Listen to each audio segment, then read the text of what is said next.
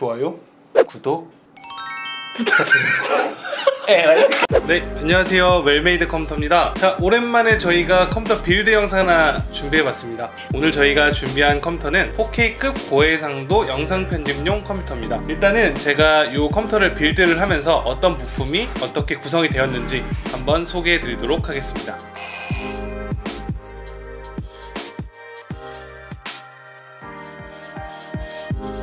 자, 먼저 CPU는 인텔의 i9 9900K 모델입니다. 그 라이젠 3세대 출시 일정이 나온 이후로 가격이 급격하게 떨어지고 있어요. 그래서 저렴하게 구매하시면 60만원 미만대에도 지금 현재 i9 99K는 구매가 가능하시거든요. 그 어도비 같은 경우에는 약간 친인텔적인 부분이 강해서 이런 뭐 프리미어라든지 에픽이라든지 이런 걸 사용하시는 분들한테는 인텔 CPU를 쓰시는 게 굉장히 큰 메리트가 될 수 있다 정도로 생각하시면 될 것 같고요. 9900K에 구성된 CPU 쿨러는 커세어 H100i RGB 플래티넘입니다. 뭐 일체형 수냉 쿨러 중에서는 가장 뛰어난 성능을 내주는 커세어 제품이기 때문에 이 i9 9900K가 내는 많은 발열량을 빠르게 해소해줄 수 있다 정도로 이제 볼 수가 있겠죠.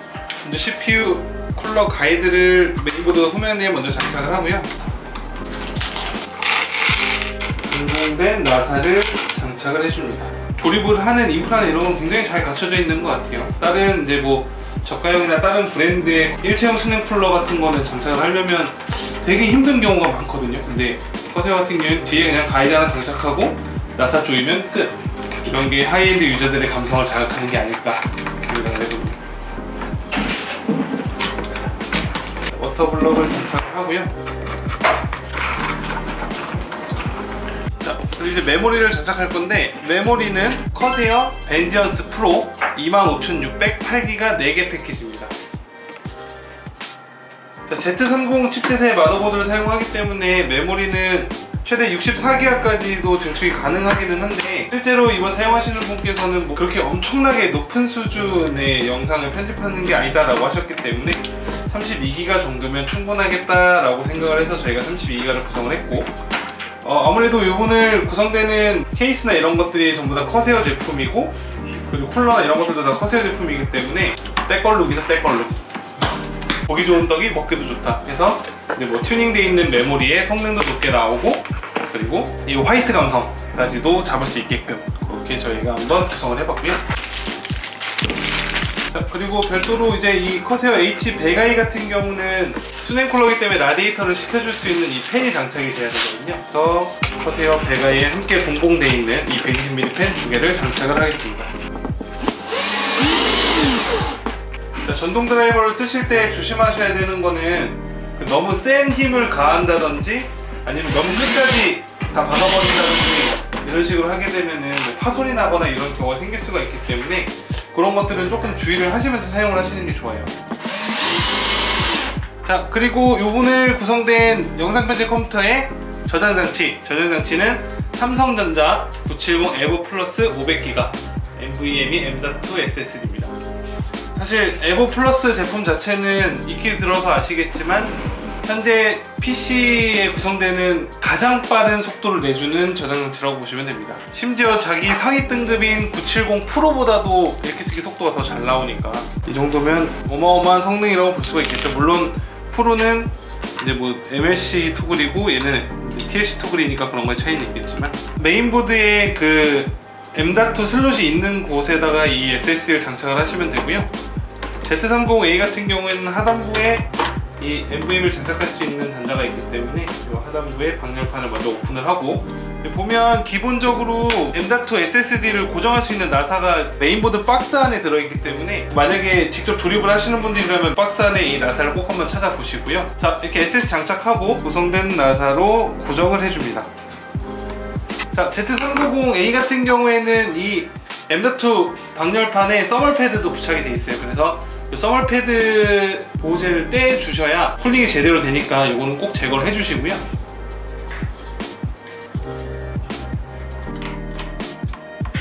이렇게 메인보드 세트가 완성이 됐고요. 자, 완성된 메인보드 세트를 이제 케이스에 장착을 해야겠죠. 오늘 영상 편집 컴퓨터에 소개해드릴 케이스는 커세어의 크리스탈 시리즈 680X RGB 화이트 모델입니다. 전면 그리고 측면 상단이 강화 유지되어 있고요. 그리고 전면에 3개의 RGB 펜이 장착이 되어 있기 때문에 굉장히 높은 수준의 튜닝 효과를 볼 수 있는 그런 케이스라고 보시면 되는데, 기존의 이 680X 같은 경우에는 에어 540, 에어 740 같은 그 컷에어의 대표적인 큐브 타입의 케이스의 뒤를 잇는 그런 케이스라고 보시면 되는데, 아무래도 요즘 트렌드가 이제 RGB잖아요. 그러다 보니까 이런 식으로 RGB 감성을 자극할 수 있는 그런 케이스로 출시가 되었다라는 정도로 볼 수가 있습니다. 마더보드 장착하기 전에 먼저 이 백플레이트를 후면에 장착을 해주시고요. 자, 그리고 완성된 메인보드 세트를 케이스에 장착합니다.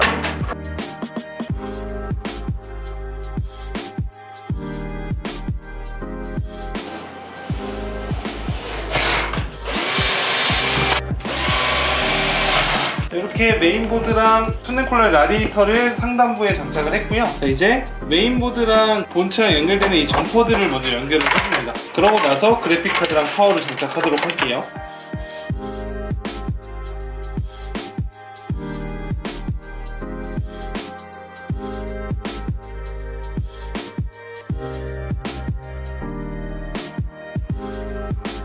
자, 그리고 이제 파워 서플라이를 장착을 하면 되는데요. 파워 서플라이는 에브가 750GQ 모델로 구성을 했습니다. 아무래도 750W의 전격 출력이기 때문에 뭐 오버클럭을 하신다든지 아니면 추후에 그래픽카드를 RTX 2080 Ti로 업그레이드를 하신다든지 뭐 이런 작업을 하신다 하더라도 굉장히 좀 여유 있는 파워 용량이라고 보시면 되고요. 그리고 이게 보시는 것처럼 모듈러예요. 모듈러로 되어 있기 때문에 내가 원하는 파워만 꼽아서 쓸 수 있는 그런 메리트가 있어서 아무래도 선정리나 이런 것들도 굉장히 깔끔하게 할 수 있다는 장점을 가지고 있는 그런 파워라고 보시면 됩니다. 자, 이 680X 같은 경우에는 이 전면에 이렇게 파워를 장착하는 게 아니고 후면부에 파워를 장착하는 부분이 있거든요. 이렇게 후면에 장착이 되어 있으면 완전 이제 독립된 공간으로 쿨링이 되기 때문에 아무래도 전체적인 컴퓨터의 기대 수명을 높일 수 있는 효과도 있다라고 볼 수 있을 것 같아요. 파워도 이제 도장 까짐을 방지하기 위해서 손드라이버로 최대한 상처 없이 장착을 해줍니다. 실이 말고요. 파워 장착이 다 끝났으면 이제 PC에 들어가야 될 모듈러 케이블들을 장착을 해야겠죠. 자, 이렇게 조립 완료가 됐고, 오늘 컴퓨터의 이 그래픽카드 같은 경우에는 EMTEC RTX 2070 화이트 에디션입니다. 아무래도 이제 하얀색 감성으로 구성된 시스템이다 보니까 그래픽카드 같은 경우도 이렇게 화이트 감성으로 구성이 됐다 라고 보시면 될 것 같아요. 쿨러 부분에 붙어있는 이 보호제는 꼭 제거를 해주셔야 돼요. 이게 그냥 사용하시면 가려고 이랬을 때 늘러붙거나 이럴 수가 있거든요. 그렇기 때문에 이거는 꼭 제거를 하고 사용을 하시고, 저희한테 조립을 의뢰를 하시면 저희가 이런 식으로 다 제거를 해서 출고를 해드리고 있습니다. 이 시스템을 쓰시는 분께서 2070 이상의 성능이 필요하지 않으셨기 때문에 그래픽카드는 한 2070 정도로 구성이 됐다라고 보시면 되고요. 뭐 본체라고 하는 것 자체가 뭐든지 가장 높은 사양으로 구성하면 제일 좋긴 하겠지만, 그것보다는 자신의 용도에 맞춰서 컴퓨터를 구성하시는 게 더 중요한 거잖아요. 그러다 보니까 저희가 이제 그래픽카드 같은 경우는 2070으로 추천을 드렸고, 제가 이렇게 말씀드려서 되게 낮은 사양처럼 느껴지실 수도 있긴 한데, 사실 지금 나오는 고사양 게임들도 거의 다 풀옵션으로 충분히 구동이 가능한 정도 수준을 보여주는 그래픽카드거든요. 그래서 결코 낮은 사양은 아닙니다. 그래픽카드를 장착을 했으면 꼭 보조전을 연결을 해주고 사용을 하셔야 정상적인 사용이 가능합니다. 이런 튜닝이나 이런 데 조금 더 관심이 있으신 분들은 이런 케이블 같은 거는 맥스파인더라든지 펜텍스에서 나오는 그런 튜닝 케이블을 장착을 하시면 조금 더 내부를 좀 이쁘게 꾸밀 수 있는 그런 튜닝 아이템도 있다라고 보시면 될 것 같아요. 자, 이렇게 조립이 마무리가 됐으면 먼저 전원 인가가 잘 되는지 체크를 한번 해봐야겠죠?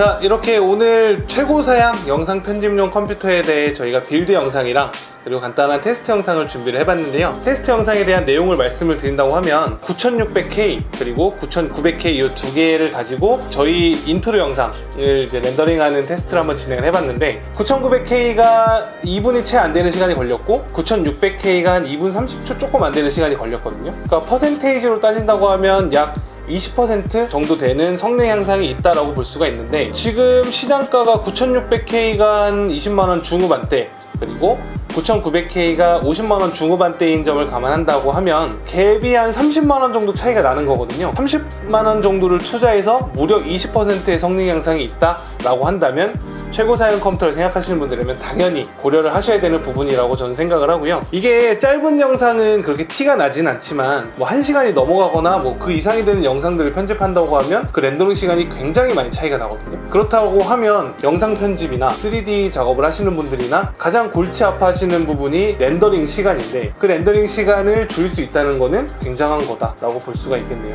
그리고 또 이제 이 시스템 같은 경우에는 인텔 9900KF가 아니라 K 모델이 들어가 있어서 내장 그래픽이 들어가 있기 때문에 인텔 퀵싱크라는 기술을 또 지원이 가능해요, 프리미어에서. 그렇다고 하면 렌더링을 돌리시면서 다른 작업을 함께 하셔도 전혀 문제없이 구동할 수 있는 그 정도 수준이다 라고 볼 수가 있는 그런 시스템입니다. 오늘 저희가 준비한 영상은 여기까지고요. 저희가 준비한 영상이 도움이 되셨다면 좋아요와 구독하기도 꼭 부탁드리겠습니다. 다음 시간에 더 유익한 정보를 가지고 찾아오도록 하겠습니다. 감사합니다.